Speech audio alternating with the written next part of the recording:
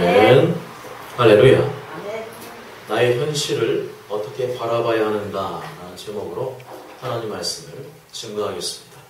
성경을 보면 떠나라고 명령하신 하나님을 발견할 수 있습니다. 하나님은 전능하시기 때문에 우리가 어디에 있든지 무엇을 하든지 아무리 척박한 환경 속에 있다 할지라도 불가능을 가능케 하시는 무소불위의 하나님이신 줄 믿습니다. 아멘. 그럼에도 불구하고 하나님은 떠나라고 명령하실 때가 있습니다. 왜 그럴까요? 하나님께서 물리적인 환경에 제약을 받으시기 때문일까요? 아니면 내가 살고 있는 이 땅이 하나님 보시기에 마음에 들지 않아서일까요? 이러한 식으로 접근할 수도 있겠지만 그런 식으로만 생각해서는 하나님의 정확한 의도와 뜻을 발견할 수가 없습니다. 그렇다면 하나님께서는 왜 종종 신앙의 선조들에게 떠나라는 명령을 내리셨을까요? 그것은 우리를 위해서입니다. 인간의 연약함 때문입니다. 하나님은 제약받지 않으시지만 인간은 환경의 제약을 받기 때문입니다. 열악한 환경 속에서 신앙생활하는 것은 쉬운 일이 아닙니다. 하나님만 의지하면 되지 그까지 환경이 뭐 중요하냐고 반문할 수도 있습니다만 너무 단순하게 말할 수는 없는 부분이 있습니다. 저는 예수님 믿고 구원받게 된 것 다음으로 감사한 것이 북한에서 태어나지 않은 것입니다. 지난번에 우리는 북한에서 신앙생활하는 성도들을 영화로 만든 신이 보낸 사람을 보았습니다.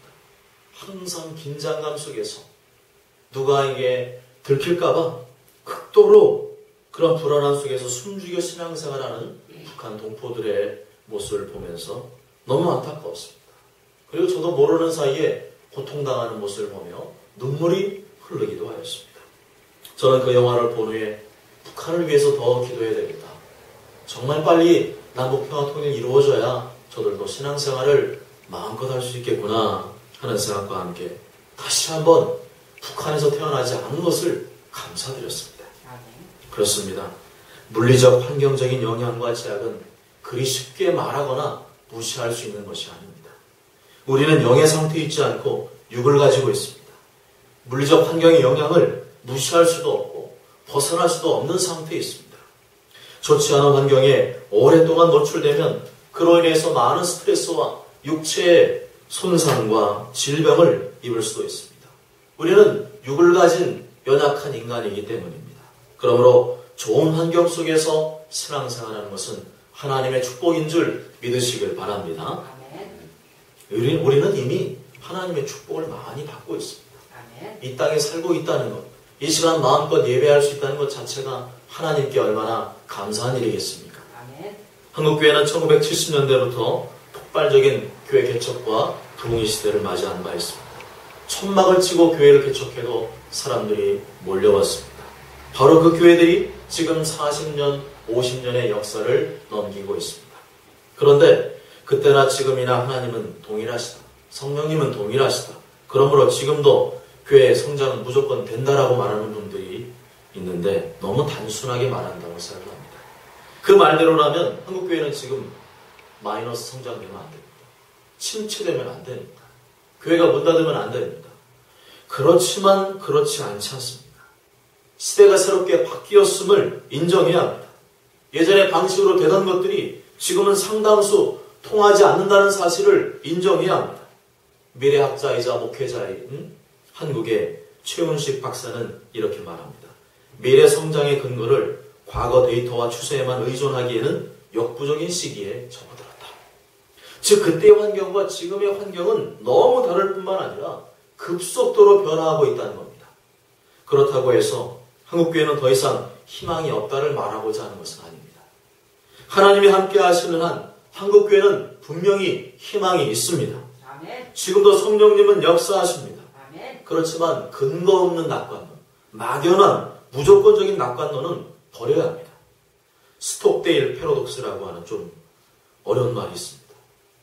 월남 패망할 때 8년 동안 포로 생활을 했던 미군 장군 스톡데일이라는 사람인데 이 사람은 그 포로 시기에 탁월한 지혜와 리더십으로 많은 미군 포로들을 생還시켰습니다. 당시 포로들 중에서 가장 오래 생존한 사람들은 이 스톡데일 장군처럼 현실적 낙관론자였습니다.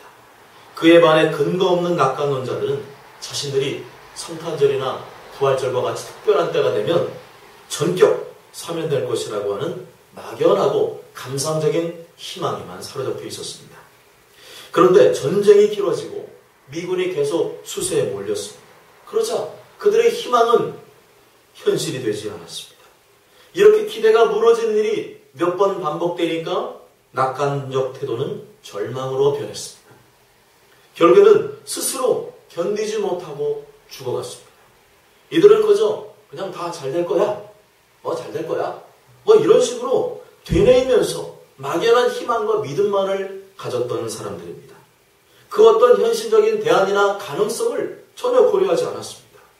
반면에 현실적 낙관주의자는 포로에서 풀려나 우리도 고향으로 돌아갈 수 있다는 긍정적인 태도와 함께 지금의 처한 현실적 어려움을 직시하고 또 다른 살아남기 위한 생존 전략과 방안을 연구했습니다.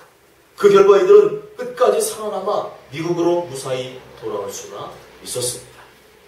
지금과 같이 급속도로 변하는 시대 속에서 단순히 할 수 있다고 하는 긍정적 태도만으로는 이겨나가기 어렵습니다. 닥쳐오는 현실적인 문제들을 냉철히 파악하고 끊임없이 창조적인 대안들을 추구해 나갈 때 비로소 극복하고 승리하게 되는 줄 믿으시길 바랍니다. 그러므로 우리는 더 이상 막연한 낙관론자가 되어서는 안 됩니다. 현실적인 낙관론자가 되어야 합니다. 대내적으로 어려운 상황 속에서도 불구하고 교회는 여전히 무풍지될 것이라는 막연한 환상을 버려야 합니다. 그저 하나님께 간구하기만 하면 성령께서 역사하셔서 단번에 해결해 주실 것이라고 하는 지나친 단순화를 우리는 경계해야 합니다. 우리는 균형 잡힌 신앙과 함께 시대를 향한 통찰력, 전략적인 대안, 행동하는 용기를 가진 현실적 낙관론자가 되어야 될 줄로 믿으시길 바랍니다. 하나님은 야곱의 현실을 무시하지 않으셨습니다. 20년 동안 생고생하며 제대로 품삯받지 못한 그의 현실을 간과하지 않으셨습니다. 하나님께서는 20년간의 고통과 연단 후에 그를 새로운 땅으로 인도하실 계획을 갖고 계셨습니다. 오늘 3절 함께 읽어보시겠습니다. 3절 시작. 여호와께서 야곱에게 이르시되 주선의 땅 내 족속에게로 돌아가라. 내가 너와 함께 있으리라 하신지라. 아멘. 하나님이 이렇게 말씀하신 후에 야곱을 빈손으로 내보내지 않으셨습니다. 그동안 받지 못한 몫을 다 찾게 하셨습니다. 현실적인 그의 필요와 욕구를 채워주셨습니다. 그것을 가능케 한 것은 야곱의 노력이 아니라 하나님의 특별한 축복이었습니다. 그 특별한 축복이란 무엇을 말합니까? 11절과 12절 읽어보실까요? 11절과 12절 시작. 꿈에 하나님의 사자가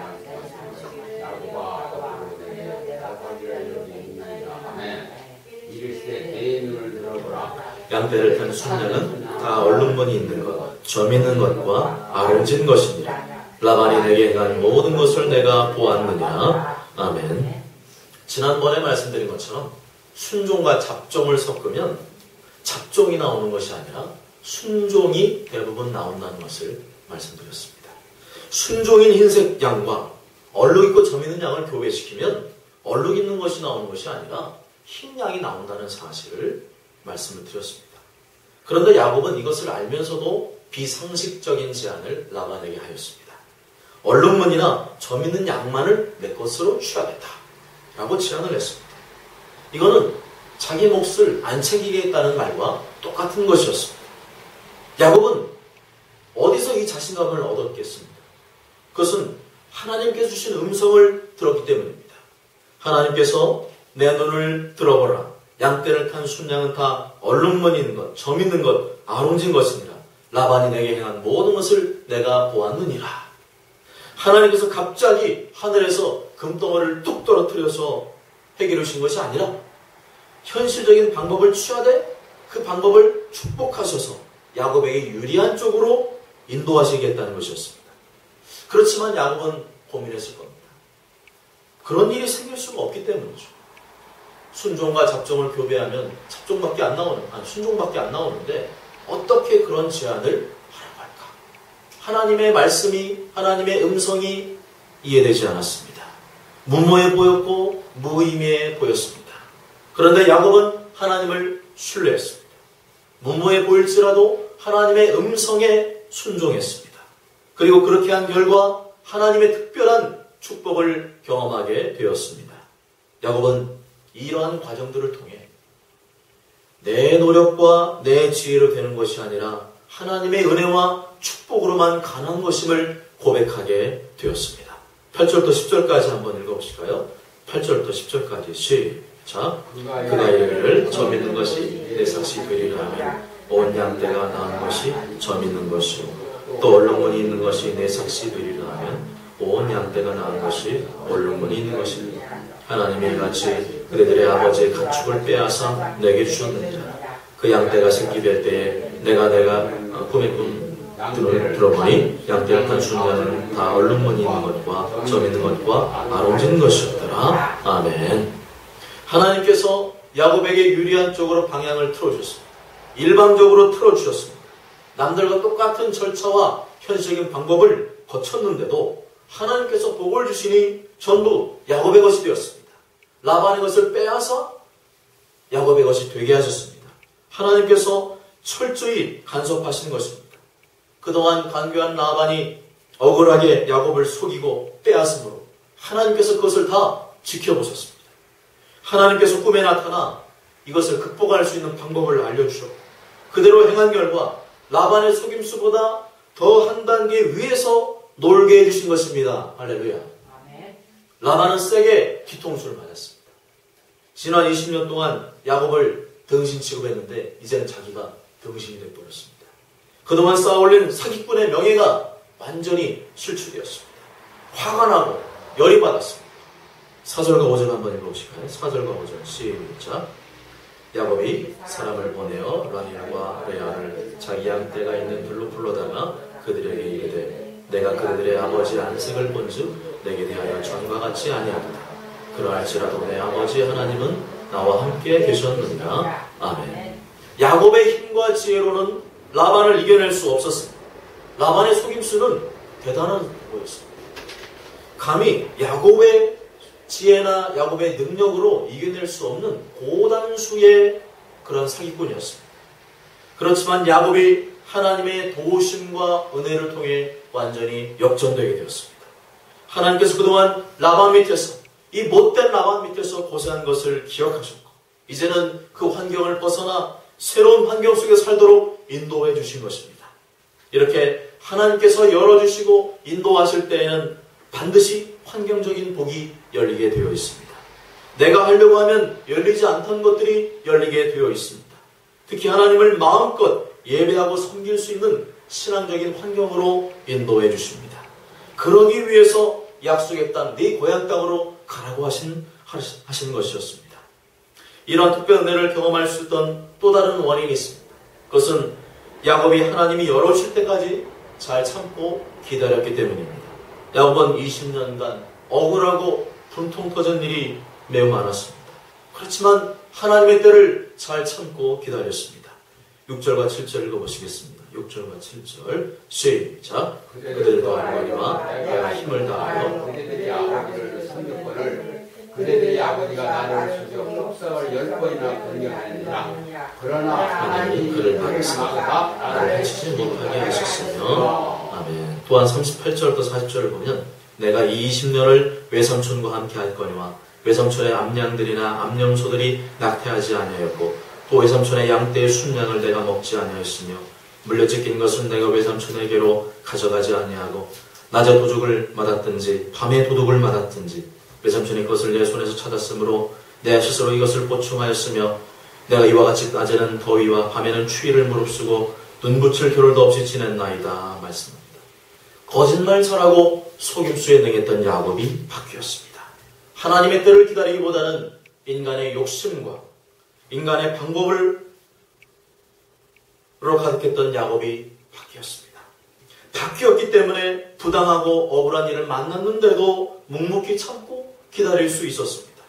라반은 품삯을 10번이나 변경하였습니다.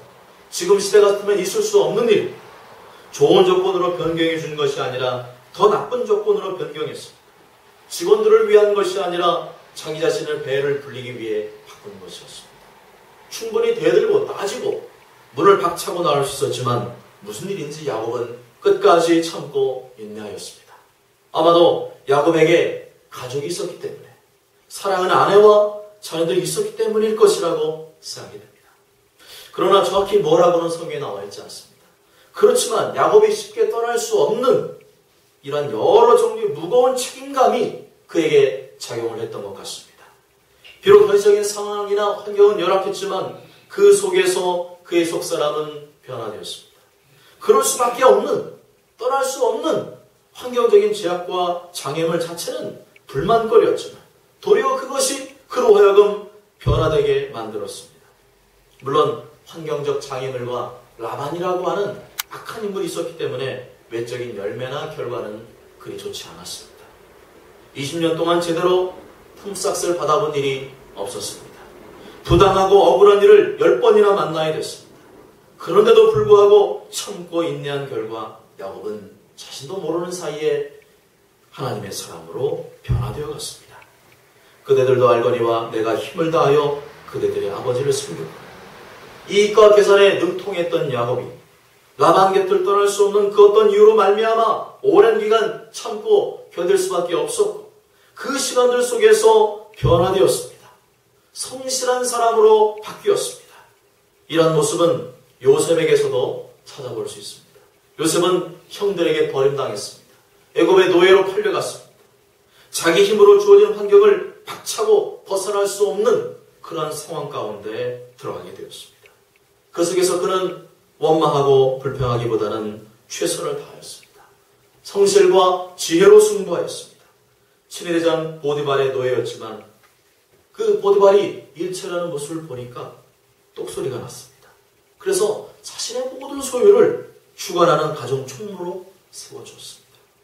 그런데 또다시 요셉은 억울한 누명을 쓰고 감옥에 가게 되었습니다. 그런데 그곳에서도 지혜와 성실로 감당한 결과 간수장의 눈에 띄게 되었습니다. 옥중 죄수와 재반 사무를 다 요셉의 손에 맡겨버렸습니다. 할렐루야. 야곱과 요셉은 전혀 다른 사람 같지만 열악하고 부당한 환경 속에서 하나님을 바라보며 성실과 열심으로 감당했다는 점은 동일합니다. 이들은 하늘에서 특별한 일이 뚝 떨어지기를 기대하기보다는 주어진 환경과 상황 속에서 묵묵히 최선을 다하는 지극히 현실적인 방법을 선택했습니다. 그런데 이들은 하나님을 섬기는 사람들이었기 때문에 하나님께서 이 모습을 다 눈여겨 지켜보고 계셨습니다. 야곱은 20년이 지나서야 비로소 갚아주시는 복을 경험하게 되었고, 요셉은 그보다 짧은 기간에 하나님의 형통한 복을 경험하게 되었습니다. 중요한 것은 이들이 변화되었다는 것입니다. 거짓말쟁이 야곱, 고자질쟁이 요셉이 변화되었습니다. 떠날 수 없는 환경적 제약 자체는 원망과 불평거리였지만 성실과 열심으로 감당한 결과 하나님께서 기억하셨다가 그들에게 복을 내려주셨습니다. 아멘. 야곱이 그 오랜 기간 동안 하나님을 의식하며 참고 견뎠는지는 알 수가 없지만 하나님이 원하시는 사람으로 빚어진 것은 분명합니다. 아멘. 그렇습니다.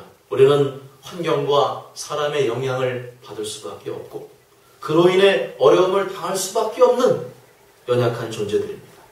그러나 그 속에서 정직과 열심으로 감당하면 하나님께서 기억해 주시고 복을 주실 것을 믿으시길 바랍니다. 아멘. 뿐만 아니라 그렇게 변화되는 모습 자체가 우리에게 신앙적으로 큰 유익이 될 뿐 아니라 다른 사람들에게도 선한 영향과 감동을 줄 수 있다는 것입니다.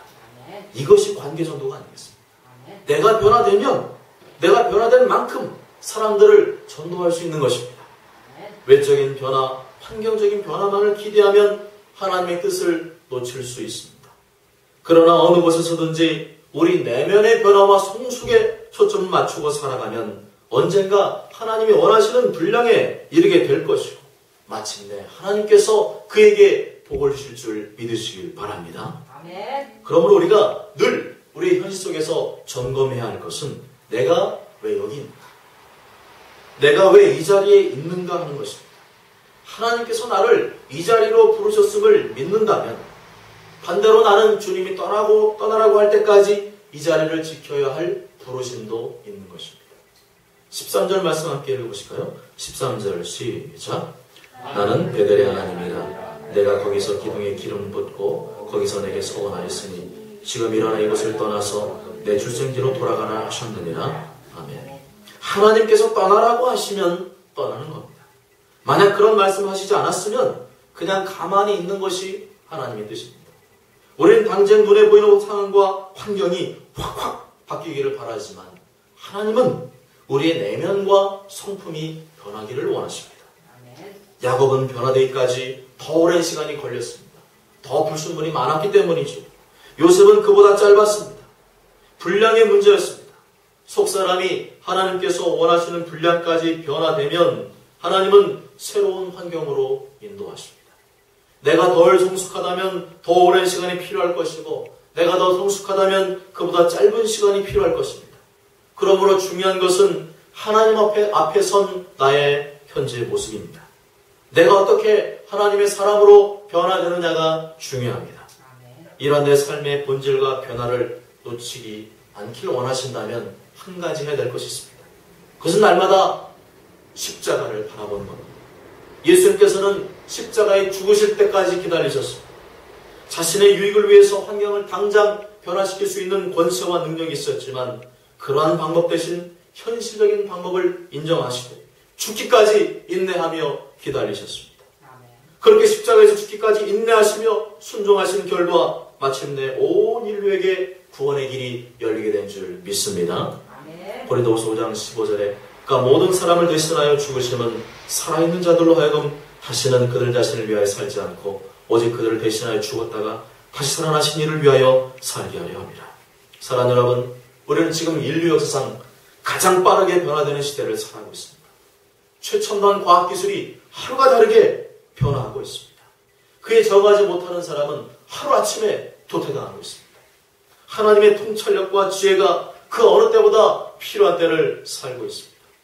막연한 긍정적인 마음보다는 현실적인 대안과 전략을 찾아 하나님 나라를 확장시켜 나가는 적극적인 자세가 필요합니다. 뿐만 아니라 이러한 어려운 환경 속에서 우리에게 더욱더 인내하는 능력이 필요합니다.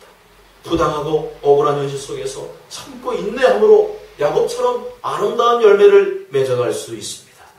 그럴 수밖에 없는 현실이 도리어 나로 하여금 예수님의 제자로 만들어가는 것입니다. 모쪼록 저런 모두가 시대에 맞는 현실적인 대안을 찾으실 뿐만 아니라 예수님께서 십자가에서 죽기까지 복종하셨던 것처럼 어려운 현실을 성실과 인내로 감당하시고 하나님께서 지켜보셨다가 하나님께서 큰 복을 내려주시는 귀한 역사를 경험하게 되시길 주님의 이름으로 간절히 축복합니다. 아멘.